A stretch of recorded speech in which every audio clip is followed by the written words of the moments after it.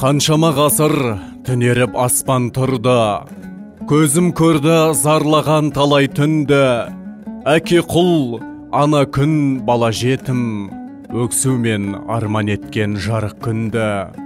Орындау үшін арманын, құрбандық етіп жандарын, боздақ кетті талайлар, ел үшін төгіп қандарын. Қайран, қарағым, ақылым замандардың тылсым қойнауынан ата-бабама құт мекен болып келе жатқан қасиетті өлке.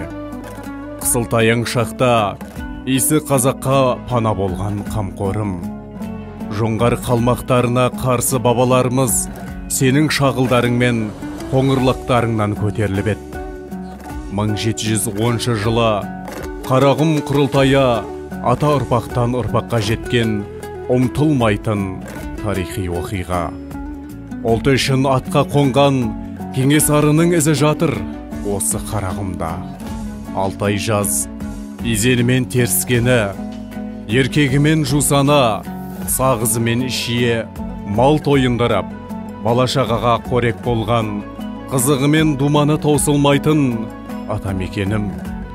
Өгейлік көріп өксігендерге құшағын айқара ашып, туған анасындай бауырына басқан, паналатқан жерұйық мекенім.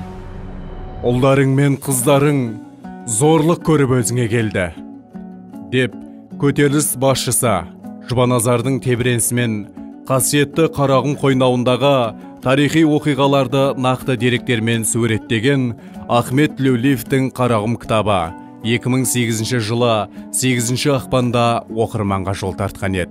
Саяси қуғын-сүргін құрбандарын еске алу күні қарсаңында біз аталмыш кітаптың тұсаукесерінен алынған фото-бейне көріністерді назарларыңызға ұсынамыз. Өткен күн, бүгінгі естелік, ертеңгі тарих. Бұл ненің жалпы тарихи шежіресі олда айтылып отыр ғой, осыдан 80 жыл бұрын ұлт азаттық көтерілісіне көтерілген ата-бабаларымыз, тәуелсіздік үшін күрескен ата-бабаларымыздың мінекей әруақтары біреуіне түскен шығар. Мәселен томиристі айтайық. Біздің жағаға Шіреннен шыққан, мінекей Қармақшы мінекей орталық сөздерден шыққан, оған дәлел бар. Кешегі қалмақтармен соғысқанда қалмақтарды тұңғыш рет жеңіске жеткен осы біздің жерімізде болды, қалмақ қырылған деген жерде. Оған мінекей мына жаңағы Сәрке батыр сол жерде қаза тапты. Сол жерде жатыр белгісі тұр. Осындай айта берсе, бізде тарихымыз өте бай тарих бар.